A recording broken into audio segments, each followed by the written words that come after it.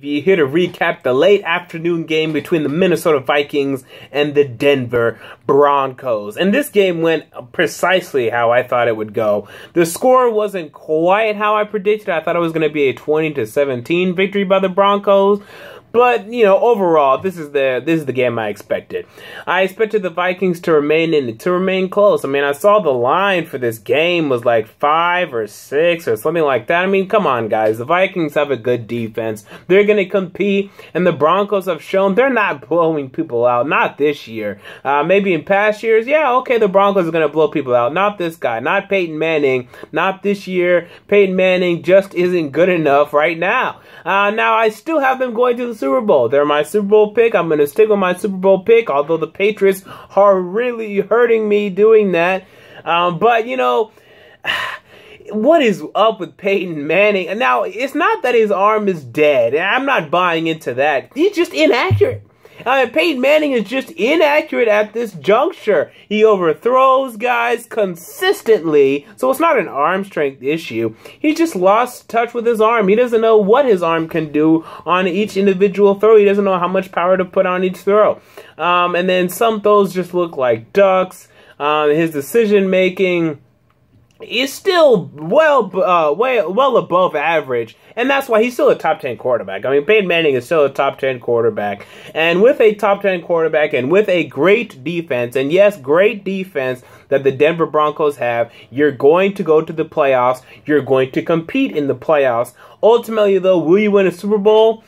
I don't know. The Seahawks, it worked for them, but they also had a great running game, and the Broncos don't have a great running game, although Ronnie Hillman did have a 70-plus yard touchdown run today, and it looks like he needs to get more carries than C.J. Bum Anderson, who's been nothing but a bum and a bust if you drafted him in the top 10 in the fantasy football drafts, and I don't understand why people are doing that, but yeah, Ronnie Hillman needs to start getting more carries for this offense because you actually saw some sort of explosiveness from this Denver Broncos run game that we've yet to see yet.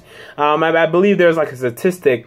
Who ran for 200 yards today? Oh, it was the New York Jets that ran for 200 yards today in the early game.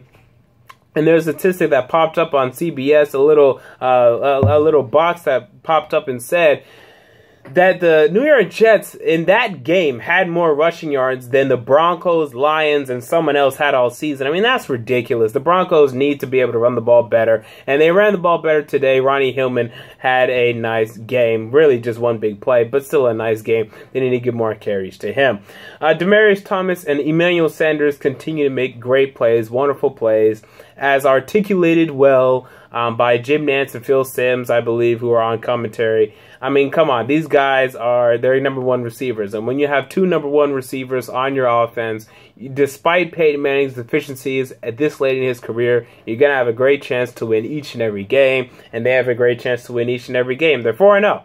And yes, it's been an underwhelming 4-0. It's not in 4-0 where we look at it and we say, oh my God, the Denver Broncos. I mean, if you're asking me or anyone else for that matter, would you take the 2013 Broncos or the 2015 Broncos? Everyone's going to say the 2013 Broncos. But hey, they're playing defense, and they're playing really good defense, and that's how the Seahawks won the last Super Bowl. Not the last one, but the one before the last one. So you can win playing great defense, but sooner or later, Peyton Manning just got to be more accurate because right now he's not a very accurate quarterback. Now on to the Minnesota Vikings. Teddy Bridgewater was under constant duress today. I believe they're starting T.J. Clemmings, who's a rookie, and he's bad. And I think it's because Matt Khalil is out, but Matt Khalil is not any better. They miss John Sullivan on this offensive line. They miss Phil Lodeholt on this offensive line. And the end result, Teddy Bridgewater is under too much pressure. But despite that, he was still 27 for 41, 269 yards, and a touchdown. And I'm shocked, really, at that 269-yard total. Because as I articulated in my predictions video, the Vikings have not pushed the ball down the field at all. I mean, they were ranking near the bottom dwellers in terms of yards per game passing. But this game's certainly going to help them move up those rankings and that statistic a little bit. But they have not been moving the ball down the field. But Mike Wallace looked like he had a heartbeat today. He was actually catching balls consistently. I was shocked. I couldn't believe it.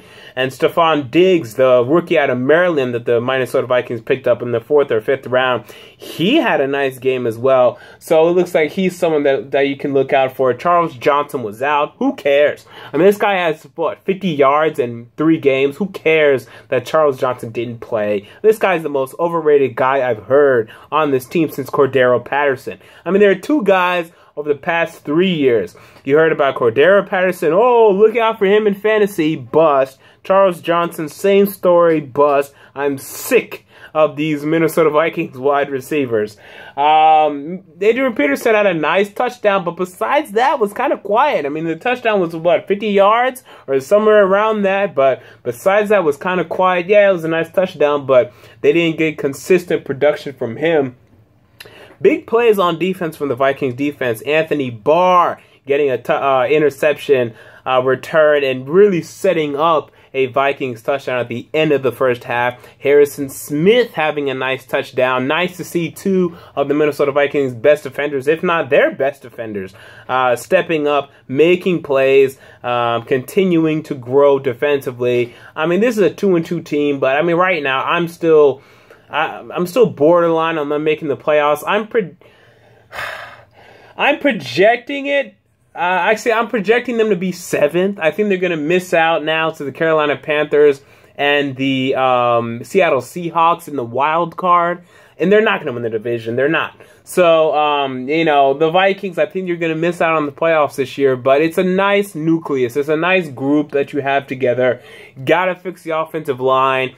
And got to get a wide receiver for Teddy Bridgewater on offense. I mean, really, you're looking at what should be a highly offensive draft and free agency. The defense, there's still issues here and there, but really it's offense, and that's what you need to put more points on the board. If it wasn't for the Barr interception, if it wasn't for the Harrison Smith interception, you wouldn't have put up 20 points today. You would have put up 10.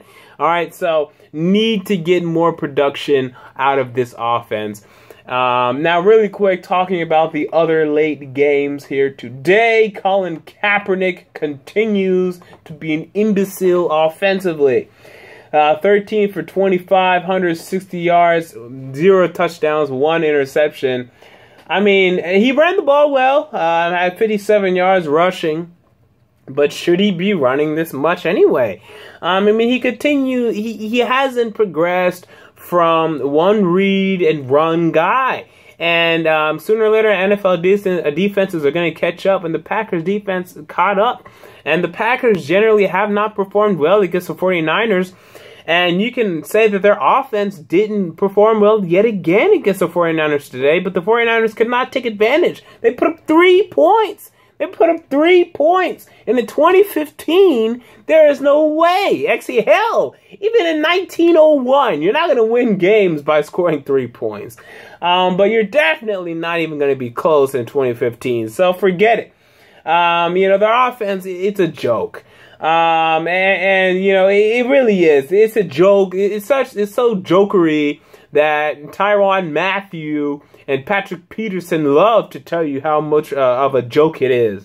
So a lot of issues on offense. Is it sort of an underwhelming win for the Packers? Yeah. But I'll let them get away with it. Now, speaking of NFC teams underwhelming, NFC contenders, by the way, the Arizona Cardinals lose at home to the St. Louis Rams. Now, this is a pick I got wrong, as I'm sure did you. And I don't regret it, because there's no way I could have seen this coming. Nobody saw this coming. The Rams have won yet another divisional game. If you've been following me, I'm very low on the St. Louis Rams. I think their offense is the 2012 Tennessee Titans, and that's ridiculous to me. But, hey, you know, they won another divisional game. They won a tough game. Do I care? Not yet. Because we've seen them win divisional games. They beat the Seattle Seahawks last year. They beat the 49ers, I believe. And they still went 6-10. So this team is still, if you're talking about them being a playoff team, I'm not buying into that. Next week they go up against the Green Bay Packers in Green Bay. They're going to lose. So they're going to be 2-3. And then maybe we'll see where they go from there. But let's wait before we crown the St. Louis Rams anything. But the Cardinals, they still, no, give me the Packers over the Cardinals. And this game proved it to me. Carson Palmer had opportunities. A 3rd and 2, 4th and 2, convert a damn pass, and he overthrew John Brown, and he overthrew Larry Fitzgerald, and that was the end of the game.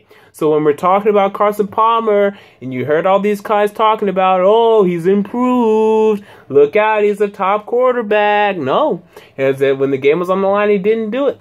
Now, they'll still, this is a big loss, even this early, because I was projecting the Cardinals to win the NFC West. But the Seahawks, they're winning tomorrow.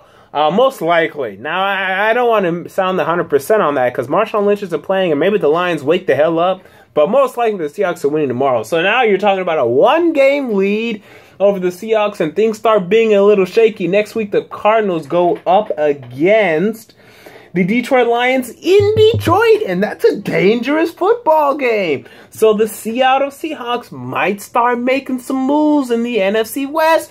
Cannot believe the Cardinals let this one slip through their fingers. Shame on them. Next game, we have the Cleveland Browns. They went to San Diego and they competed. Good for the Cleveland Browns. As for the Chargers, I mean, they won. The defense is an issue. Oh, my God. What's wrong with this defense? Now, I believe, and correct me if I'm wrong, that Brandon Flowers and Jason Verrett are banged up, and maybe one of them missed this game. I don't know. I can't look at the injury report for each and every game. I'm sorry. But I expect more from these guys defensively. I mean, this defense is very underwhelming. You can't give up 27 points to the Cleveland Browns. You can't give up 27 points to Duke Johnson Jr. You can't give up points. Too many points. They won the game. Okay, fine. The Chargers have a history of having underwhelming wins, so I'll let it slide. But I want to see some more fight and power coming out of the San Diego Chargers team. Next week, they host the Michael Vick Pittsburgh Steelers in San Diego on Monday Night Football. I expect them to win that game. But if they don't, I might have to slit your throat when it comes to playoff chances because I'm not seeing the dominance I want to see yet. And this is an easy game. This was an easy game, and I didn't see the dominance out of the San Diego Chargers. I need to see it next week if you're going to make the playoffs. Lucky for you, the AFC wild card is looking clearer and clearer by the day as the Buffalo Bills look like a damn high school football offense today, and as the Miami Dolphins are out of it, and as the New York Jets are the best wild card threat, are they going to be 9-7, 10-6? I doubt it. So who knows? It's too far. I guess it's too far to talk about it. Well, I think that's enough for today. So there's the late games. I'll be back for the Sunday Night Football game. Until next time, James Carter TV. I'm out. Peace.